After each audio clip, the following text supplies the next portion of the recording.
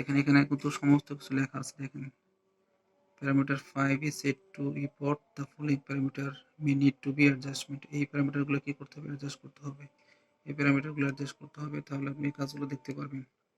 হ্যাঁ, পরবর্তীতে আমি এই ধরনের আরো এই ধরনের অন্যান্য ভিডিওগুলো আপনাদেরকে দেব, যাতে আপনাদের C200 এর উপরে কাজের দক্ষতা 1000 গুণ বেড়ে যায় এবং খুব সুন্দরভাবে কুইকলি কমিউনিকেশন করতে পারেন কন্ট্রোল টেকনোলজি C200 ড্রাইভের উপরে।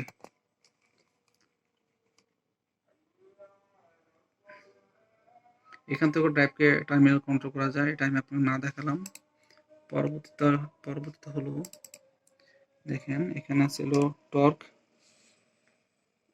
torque mode, analog input, current input reference or analog input to voltage torque reference selected by terminal। এখানেও টার্মিনালটা দিয়ে কাজ করতে পারবেন। পাশাপাশি কি করবে, যেখানে কারেন্ট ইনপুট রেফারেন্স এবং ভোল্টেজ ইনপুট রেফারেন্স নিয়ে কাজ করা যাবে।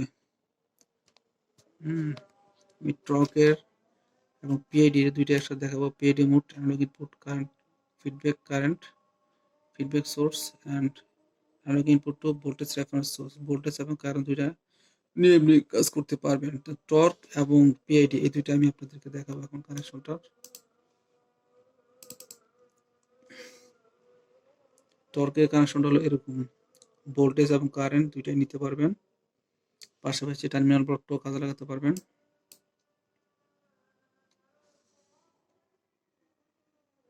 দেখেন এর মধ্যে দেওয়া আছে, এই টার্মিনাল থেকে কন্ট্রোল করতে পারবেন, পাশাপাশি ভোল্টেজ এবং কারেন্ট ইনপুট নিয়ে কাজ করতে পারবেন।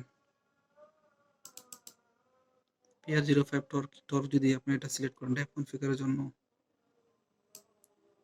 পরবর্তী হলো পিআইডির জন্য 1 এবং 2 4 থেকে 20 মিলিমিটার ফিডব্যাকের জন্য কাজ করতে পারবেন। এখানে প্যারামিটার দেওয়া আছে, এই প্যারামিটারগুলো সেট করলে অবশ্যই আপনি পিআইডি মোডে কাজে লাগাতে পারবেন। আবার 0 থেকে 10 ভোল্ট নিতে পারবেন পিআইডি মোডের জন্য। 4 আর 5 কে কাজে লাগিয়ে 4, 5 এবং 7 কে কাজে লাগিয়ে অবশ্যই আমি এগুলোর উপর আপনাদেরকে নেক্সট ভিডিও দিব। হ্যাঁ, এইগুলোর উপর নেক্সট ভিডিও দিব। আপাতত আজকে শুধু কন্ট্রোল টার্মিনাল এবং কিপ্যাড রেফারেন্সের উপরে আমি আপনাদেরকে এই ভিডিওতে দেখানোর চেষ্টা করেছি। আসলে একটা ভিডিওতে সব দেখানো সম্ভব না, অনেক লেন্দি হয়ে যায়, এমনিতে এই ভিডিওটা অনেক বড় হয়ে গেছে। সো দেখছেন এই জিনিসগুলো আমি কানেকশনগুলো দেখিয়েছি এবং প্র্যাকটিক্যালি দেখানোর চেষ্টা করেছি। এখানে দেখেন আপনি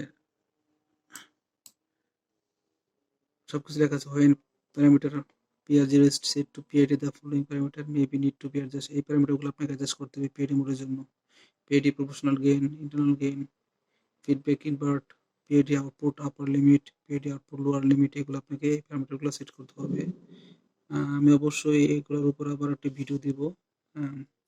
তো অবশ্যই আমার ভিডিওগুলো লাইক করবেন, সাবস্ক্রাইব করবেন, লাইক কমেন্ট করবেন, নোটিফিকেশন বাটনে ক্লিক করে রাখবেন, অল নোটিফিকেশন ক্লিক করে রাখবেন, যাতে আমার সকল ধরনের ভিডিওগুলো খুব সহজে দ্রুতভাবে আপনাদের দেখতে পারেন, নোটিফিকেশন চলে যায়। তাই আমি আপনাদেরকে ভিডিওগুলো দেওয়ার চেষ্টা করেছি। মনোযোগ সহকারে আমার এই ভিডিওগুলো দেখবেন এবং অবশ্যই ভালো কমেন্ট করবেন এবং ভালো ভিডিও পাওয়ার জন্য আমার সাথে থাকবেন এবং আমাকে কমেন্ট করে জানাবেন। তো আজকে এ পর্যন্তই। ভিডিওটি ভালো লাগলে অবশ্যই লাইক করবেন, শেয়ার করবেন এবং বন্ধুদেরকে লাইক এবং কমেন্ট করবেন, সাবস্ক্রাইব করবেন, পাশে থাকবেন আশা করি। Okay, bye bye, thanks for your patient being with me।